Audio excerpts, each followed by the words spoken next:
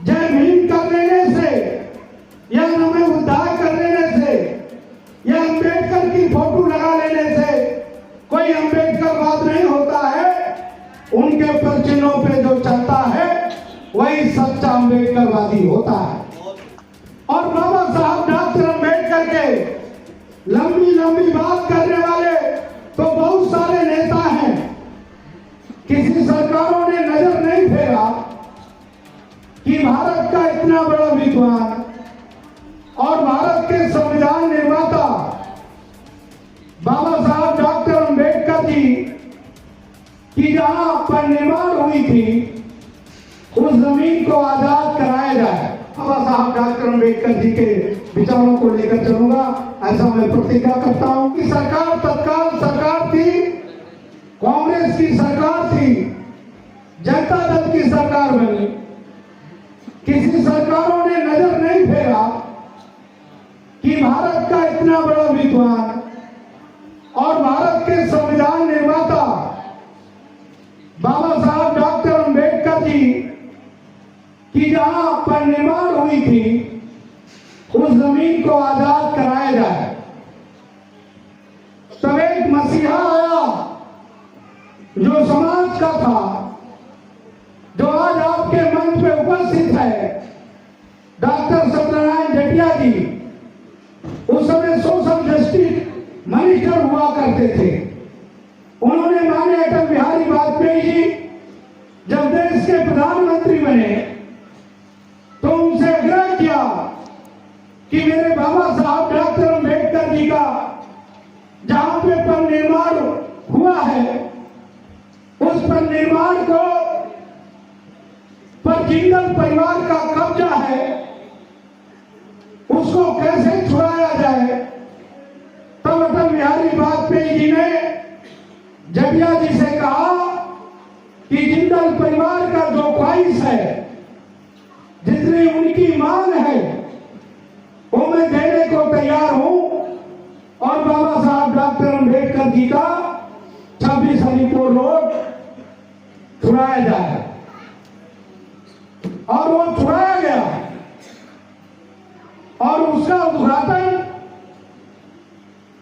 जब जटिया जी ने माननीय प्रधानमंत्री अटल बिहारी वाजपेयी जी के साथ मंच पे 26 अलीपुर रोड गए और उसमें भी उस कार्यक्रम में मैं भी आमंत्रित था। मुझे वहीं से प्रेरणा आई कि बाबा साहब डॉक्टर अंबेडकर का असली मसीहा और बाबा साहब डॉक्टर अंबेडकर के लंबी लंबी बात करने वाले तो बहुत सारे नेता हैं। जय भीम कर लेने से या नमः बुद्धाय कर लेने से या अंबेडकर की फोटो लगा लेने से कोई अंबेडकरवाद नहीं होता है। उनके परचिन्हों पे जो चलता है वही सच्चा अंबेडकरवादी होता है। मुझे प्रेरणा जागृत हुआ 26 अलीपुर रोड से।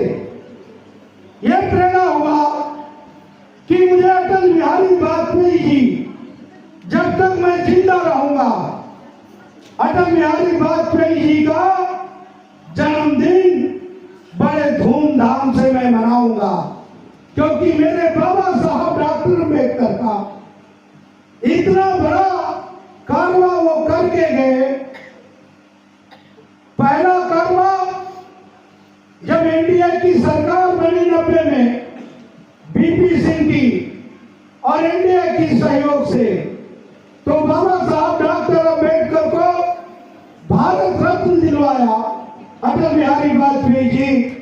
और दूसरा हमें बाबा साहब डॉक्टर अंबेडकर का ये मकान खाली करवाया करोड़ों रुपया दे करके, जिसका जिक्र जटिया जी जरूर करेंगे, मुझे मालूम है।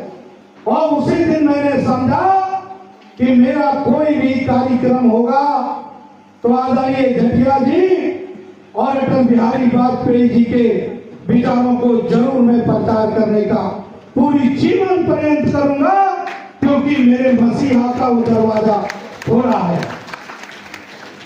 मेरा हर कार्यक्रम होता है। मैंने भारत के कई मंत्रियों को आमंत्रित करता हूं।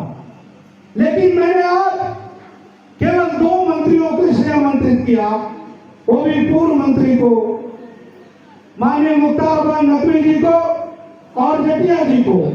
इसलिए क्या, क्योंकि दोनों मंत्री अटल जी के मंत्रिमंडल में मिनिस्टर थे और उनके बारे में अच्छी तरह वो जानते भी हैं। जो जिसके बारे में जानता हो उसी को मंत्रित मैंने किया है। साथियों, आपको बता देना चाहता हूं कि भारतीय बौद्ध संघ सामाजिक समरसता के पूरे देश में काम करता है। हमारा हर प्रदेश अध्यक्ष, हमारा हर पदाधिकारी हमें तन मन धन से सहयोग करता है और भारतीय बौद्ध संघ के लिए पर्याप्त काम करने का संकल्प लेता है। हमने एक संकल्प 2024 में भी लिया है, माननीय जटिया जी। पहला मेरा संकल्प है, 20 फरवरी को भारतीय बौद्ध संघ के माध्यम से बौद्ध और दलित समाज को कैसे एकजुट किया जाए, उसके लिए मैंने एक प्लान बनाया। मैंने 20 फरवरी को तालकटोरा स्टेडियम में एक कार्यक्रम करने जा रहा हूं। मैंने उसका नाम रखा मीरा चली सतगुरु के धाम। मीरा चली सतगुरु के धाम, वो कार्यक्रम मेरा निश्चित हुआ है और 20 फरवरी को तालकटोरा स्टेडियम के अंदर वो कार्यक्रम होने जा रहा है। भारतीय बौद्ध संघ के बैनर तले हमारे दिल्ली प्रदेश के अध्यक्ष राजू झुंझुनू जी की अध्यक्षता में वो कार्यक्रम होने जा रहा है। ये सहयोग रहेगा। और साथियों, मैंने आपको बताया है कि भारतीय बौद्ध संघ सामाजिक समरसता पे काम करता है। भारतीय जनता पार्टी और आरएसएस के विचारधाराओं को आगे कैसे बढ़ाया जाए, उसके लिए पूरे देश में काम करता है। ये मेरा ऐलान है और यही मेरा आप लोगों से निवेदन है। मैं आज ज्यादा नहीं बोलूंगा। अटल जी हमारे मसीहा थे। मैंने आपको बोला है, वो भारत के गणमान्य व्यक्ति थे। 13 बार पार्लियामेंट के सदनों में रहे। वो विपक्ष और पक्ष को, दोनों पार्टियों को समझौता करके चलते थे। वो कभी भी उन्होंने, उनकी काफी दुआएं हैं, काफी उन्होंने कवि के रूप में कहा है और उन्होंने कभी हार नहीं माना है। इसलिए हम लोग अटल जी के विचार पे चलने वाले लोग हैं। आज देश के प्रधानमंत्री नरेंद्र मोदी जी और देश के गृह मंत्री जी का भी संकल्प है कि अटल के विचारधाराओं पे चल करके भारत को समृद्ध बनाया जाए।